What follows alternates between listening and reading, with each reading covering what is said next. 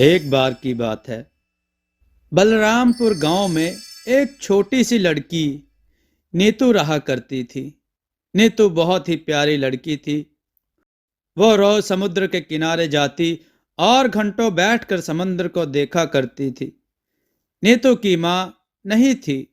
उसके पिता शहर में काम किया करते थे और वो गांव में अपने चाचा और चाची के साथ रहा करती थी। नीतू के चाचा और चाची दोनों ही उसे बहुत तंग किया करते थे। जब नीतू के पापा आते हैं तो सभी घर में अच्छा बनने का नाटक करते हैं और जैसे ही नीतू के पिता चले जाते हैं फिर से वे दोनों नीतू को परेशान करने लगते हैं। उस परिवार में केवल नीतू के चाचा का बड़ा बेटा कल्लू नीतू का ध्यान रखता था। कल्लू बोला, नीतू, तुम रोज यहाँ शाम को बैठ जाती हो। ऐसा क्या अच्छा लगता है समुंदर में जो तुम यहाँ यूं ही घंटों तक बैठी रहती हो। नीतू बोली, मुझे यहाँ बैठकर मछलियों को देखना अच्छा लगता है। मुझे भी उनकी तरह पानी में तैरना है। कल्लू बोला, तो तुम ऐसा कर लो, पहले तैरना सीख लो, फिर तुम भी इन मछलियों की तरह समंदर में तैर पाओगी। चाची बोली, नीतू, उठे नहीं क्या? कितना काम पड़ा है, जल्दी उठ। इस घर में तो मुझे सिर्फ नौकर बनाकर रखा हुआ है। ओ महारानी, उठ भी जाओ। कल्लू बोला, ये मटका इधर लाओ, इसे मैं रख दूंगा कमरे में। तुम जाओ खाना खाओ। नीतू बोली, भैया रहने दीजिए, चाची को पता चला तो बहुत डांटेंगी। कल्लू बोला, तुम चिंता मत करो, मैं संभाल लूंगा। चाची बोली, हाय हाय, मेरे लड़के से काम करा रही है। एक काम दिया है तुझे और वो भी नहीं कर पा रही है। सुन कल्लू, तू ना इसकी बातों में मत आया कर, समझा? कल्लू बोला, मैंने ही उससे मांगा था, मुझे कुछ काम था इसलिए मैंने ले लिया। इसमें क्या बड़ी बात हो गई? जब देखो आप उसे ही डांटती रहती हो।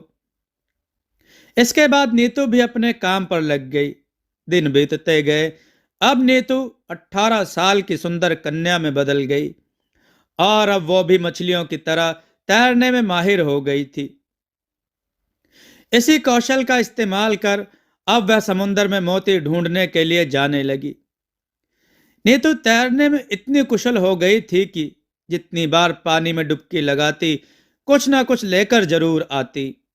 एक दिन जब वह समुद्र तट की ओर जा रही थी, कल्लू बोला, और बता मेरी जलपरी, आज क्या मिला तुझे? नीतू बोली, ये देखना भाई, कितने सारे मोती मिले हैं मुझे। कल्लू बोला, एक बात समझ नहीं आती, हम भी तो तेरी तरह तैरते हैं लेकिन हमें तो कभी इतने सारे मोती नहीं मिले। नीतू बोली, क्योंकि आप इन सब चीजों के लिए पानी में जाते हो और मैं पानी में खुद को पाने के लिए। पानी की दुनिया इतनी सुंदर है कि मेरा मन करता है काश मैं भी मछली होती और वहां जितना चाहती रह पाती। कल्लू बोला, मेरी जलपरी, अब घर चल, माँ इंतजार कर रही होगी। चाची बोली, नीतू, इधर आ, क्या क्या मिला है सब यहाँ पर रख दे और कुछ भी छिपाने की कोशिश मत करियो और चल मेरे साथ, काम करने में थोड़ा मेरा हाथ बटा दे। चाची बोली, मेरा बेटा, चल तू हाथ मुंह धो ले, तेरे लिए खाना लगाती हूं। कल्लू ने कहा, वो भी मेरी तरह थक गई है ना, क्या हो जाएगा अगर वो भी खाना खा लेगी तो? मुझे तो खाना खिला रही हो और उससे काम करवा रही हो। वहां जो अंदर लेटी पड़ी हुई है उससे भी कुछ करवा लिया करो।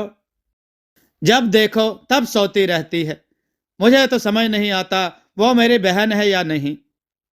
चाची बोली, ऐसा नहीं बोलते, थक गई होगी इसलिए सो गई होगी और तू इतना समझ ले वो तेरी बहन है। कल्लू बोला, ऐसा है तो मैं भी खाना नहीं खा रहा हूं, मैं जा रहा हूं। चाची बोली, कहाँ जा रहा है ये तो बता दे। कल्लू ने कहा, जहां क्लेश करने वाला कोई ना हो।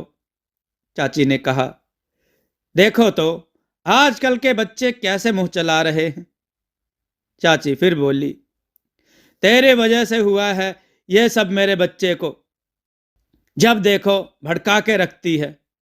चल अब मुंह क्या देख रही है, काम कर। एक दिन जब वह समुद्र तट की ओर जा रही थी, तभी उसे एक लड़की मिली। लड़की बोली, दीदी क्या आप मुझे तैरना सिखाओगी? मुझे भी आपकी तरह तैरना है। नीतू ने कहा, अरे वाह, क्यों नहीं। कल से शाम 5 बजे यहां पर आ जाना, ठीक है?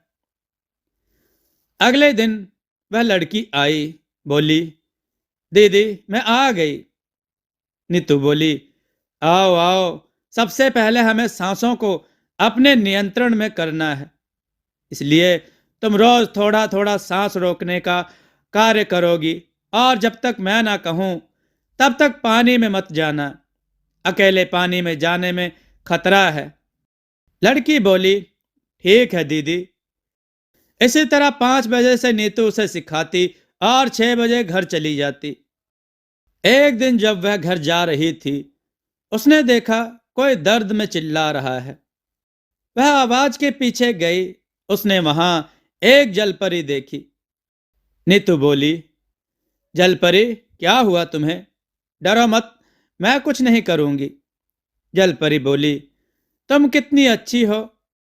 मेरा नाम जया है, तुम्हारा नाम क्या है?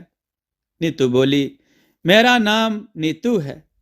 जलपरी बोली, मुझे तुमसे मिलकर अच्छा लगा नीतू, लेकिन अब मुझे जाना होगा। घर वाले मेरा इंतजार कर रहे होंगे। नीतू ने कहा, ठीक है, आती रहना। मैं रोज शाम को तुमसे यहां मिलने आया करूंगी। जलपरी बोली, ठीक है, कल मिलते हैं। अगले दिन जलपरी आई। नीतू कैसी हो? नीतू बोली, मैं ठीक हूं, तुम कैसी हो? जलपरी बोली, मैं भी ठीक हूं। नीतू ने कहा, तुम्हारी चोट कैसी है? जलपरी बोली, मैं अब ठीक हूं नीतू। नीतू ने कहा, तुम जलपरी हो, तुम्हारे लिए पानी में सांस लेना कितना आसान है, और एक मैं हूं। जलपरी बोली, देखो नीतू, हर किसी में कोई ना कोई गुण जरूर होता है। जैसे तुम जमीन में जहां चाहो वहां जा सकती हो, लेकिन मैं नहीं, क्योंकि ऊपर वाले ने हमें हमारी जरूरत के हिसाब से अलग अलग बनाया है। इसलिए तुम दुखी मत हो। और रही बात पानी में सांस लेने की, तो मैं तुम्हें कुछ दे सकती हूँ जिससे तुम पानी में सांस ले सकती हो। नीतू बोली, क्या सच में ऐसा हो सकता है? जलपरी बोली, क्यों नहीं। क्या तुम हमारी दुनिया में आना चाहोगी नीतू? नीतू बोली, क्यों नहीं। जलपरी ने कहा, कल सुबह सुबह सूर्योदय होने से ठीक थोड़ी देर पहले आना, मैं तुम्हें लेने आ जाऊंगी। नीतू बोली, ठीक है। वैसे तुम्हारे बाल कितने मुलायम हैं, और तुम्हारी पूंछ भी। जलपरी बोली, तुम्हें तैरना तो आता है ना नीतू? नीतू ने कहा, हाँ। जलपरी बोली, ये लो, इसे पहन लो। नीतू ने कहा, ये क्या है? जलपरी बोली, इसे पहनने से तुम लंबे समय तक पानी में सांस ले सकोगी। नीतू बोली, तुम्हें पता है, मैं हमेशा से मछली बनना चाहती थी, ताकि जितना चाहूं उतना पानी में रह सकूं। तुम्हें पता है, मेरा भाई तो मुझे जलपरी बुलाता है। जलपरी बोली, इस लॉकेट की वजह से तुम कभी भी जब चाहो पानी में आ जा सकती हो। अब चाची ने कहा, आज तू कहाँ गई थी? सुबह से गायब है तू, घर पर भी नहीं आई। बोल, कहाँ गई थी? मैंने तुझे बहुत सिर पर चढ़ा रखा है, रुक, तुझे आज बताती हूँ।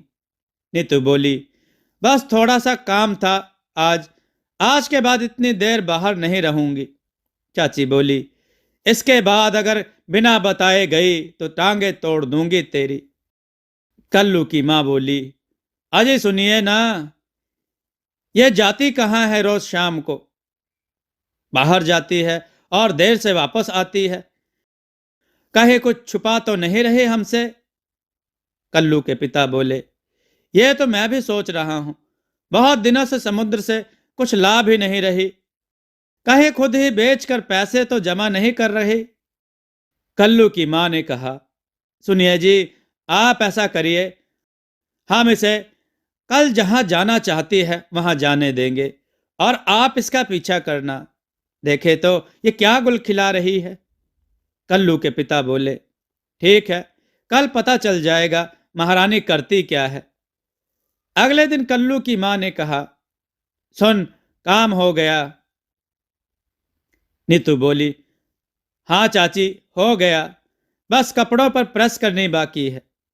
कल्लू की मां बोली, अच्छा ठीक है, सुन, इसके बाद जा लियो जहां तेरा मन करे, लेकिन समय से घर पर आ जाना, वरना कल से जाने नहीं दूंगी, समझ गई? जल परी बोली, ये चोट कैसी लगी तुम्हें? नीतू बोली, वो मैं गिर गई थी। जल परी ने कहा, तुम्हारी चाची ने मारा है ना? नीतू बोली, तुम्हें कैसे पता? जल परी बोली, हम चोट देखकर उससे जुड़ी यादों को महसूस कर सकते हैं। नीतू ने कहा, ऐसा करते हैं, पानी में चलते हैं, किसी ने देख लिया तो मुसीबत हो जाएगी। जल परी बोली, ठीक है। नीतू ने कहा, लेकिन मैं जल्दी बाहर आ जाऊंगी, घर जल्दी नहीं पहुंची तो चाची मारेगी। जल परी बोली, ठीक है। अगले दिन जल परी चिल्लाई, मुझे बचाओ नीतू, मेरी जान खतरे में है, कुछ लोगों ने मुझे यहां बांध कर रखा है, मेरी मदद करो। जया, तुम कहाँ हो? जल परी बोली, मुझे नहीं पता, पर यहां बहुत से लोगों के आने जाने की आवाज सुनाई दे रही है। यह जगह काफी पुरानी लगती है, मुझे बचाओ नीतू। नीतू ने कहा, तुम डरो मत, मैं तुम्हें ढूंढ लूंगी, भरोसा रखो मुझ पर। नीतू ने कई दिनों तक उसे ढूंढा, पर उसे जया कहीं नहीं मिली। एक दिन वो और उसकी चाची मछली खरीदने बाजार आए थे। तभी उसकी नजर पीछे खंडहर घर पर पड़ी। नीतू ने मन में सोचा, जया ने कहा था कि वो जगह पुरानी है, कहीं जया यहां तो नहीं। मुझे एक बार कैसे भी करके वहां जाना चाहिए। नीतू बोली, चाची जी, मैं अभी आती हूं। चाची बोली, कहाँ जा रही है? नीतू ने कहा, बस वो सब्जी एक ठेले पर भूल गई, उसे अभी लेकर आती हूं। चाची बोली, एक काम भी ठीक से नहीं होता, जा जल्दी लेकर आ। इसके बाद नीतू उस खंडर के अंदर गई। तभी जया ने देखा कि कहीं से पानी आ रहा है। नीतू अंदर आने लगी तो उसने देखा कि जया को किसी ने बांध के रखा है और तुरंत जया के गले लग गई। उसने जया के हाथ खोल दिए। तब तक वहां पर उसके चाचा आ गए। चाचा बोले, इसे यहां छोड़कर चली जा नीतू, मैं तुझसे इस जलपरी के लिए नहीं लड़ना चाहता। नीतू बोली, चाचा, ये आप क्या कर रहे हो? आपने इसे क्यों बांधा है? चाचा बोला, तू नहीं जानती नीतू, पूरी दुनिया को पता चल जाएगा कि मैं वो पहला इंसान हूं जिसके पास जलपरी है। तो सोच, उसे देखने के लिए कितने लोग पागल हो जाएंगे और मैं बन जाऊंगा यहाँ का सबसे अमीर आदमी। नीतू बोली, ऐसा मत करो चाचा, यह भी हमारी तरह ही है, इसे रहने दो, इसको अपने फायदे के लिए इस्तेमाल करना सही नहीं है, आप इसे जाने दीजिए। चाचा बोला, मैंने बोला ना, चले जा, समझ नहीं आता तेरे? घर जाके चाची से इतनी मार पड़वाऊंगा कि याद रखेगी, समझी? तभी जलपरी एक पत्थर फेंकती है जो नीतू के चाचा के सर पर लगता है और वह बेहोश हो जाता है। फिर नीतू जलपरी को खोलती है और समुद्र के पास ले जाती है। जलपरी बोली, मैं तुम्हारा एहसान कभी नहीं भूलूंगी, आज से तुम्हारी हर मुश्किलें यह लॉकेट हल कर देगा। नीतू बोली, लेकिन मेरे चाचा को तुम्हारे बारे में कैसे पता चला? जलपरी बोली, उस दिन जब हम पूरा दिन साथ थे, उसके कई दिनों तक तुम नहीं आई, मैं हर रोज तुमसे मिलने आती थी। इस वजह से एक दिन तुम्हारे चाचा की नजर मुझ पर पड़ गई और उन्होंने धोखे से मुझे पकड़ लिया। अब मुझे जाना होगा, पिताजी ठीक कहते हैं कि दुनिया हम जैसों के लिए नहीं बनी है, इसलिए आज के बाद मैं यहाँ कभी नहीं आऊंगी। लेकिन तुम्हें मुझसे जब भी मिलने का मन करे तुम आ जाना। इस लॉकेट को संभाल कर रखना, समझी? नीतू बोली, ठीक है। दूसरी तरफ नीतू के पापा भी घर आ गए। नीतू ने अपने पापा को सारी बात बता दी। नीतू के पिताजी ने पुलिस को फोन किया और नीतू के चाचा चाची दोनों को ही बचपन से नीतू को परेशान करने के जुर्म में जेल में डलवा दिया। इसके बाद नीतू अपने पिता के साथ शहर चली गई और अपनी बाकी की पढ़ाई पूरी करने लगी। लेकिन जब भी नीतू गांव आती, समुद्र के किनारे जल परी से जुड़ी अपनी यादों को याद करती। क्या वो जानती थी कि अगर फिर से वो जया से मिली तो फिर से कोई ना कोई उसे नुकसान जरूर पहुंचाएगा। मित्रों, कभी कभी आप कुछ रिश्तों की सलामती उनके अपने पास होने से ज्यादा चाहते हैं। उस वक्त आप उनके दूर होने से भी खुश होते हैं। दोस्तों, आपको यह कथा कैसी लगी? अपने विचार और सुझाव कमेंट में जरूर दें। हमारी कथाओं को लाइक करें, हमारे चैनल को सब्सक्राइब करना न भूलें। हमारी कथाओं को शेयर जरूर करें जिससे लोगों को अच्छा ज्ञान प्राप्त हो। जय श्री राम भक्तों।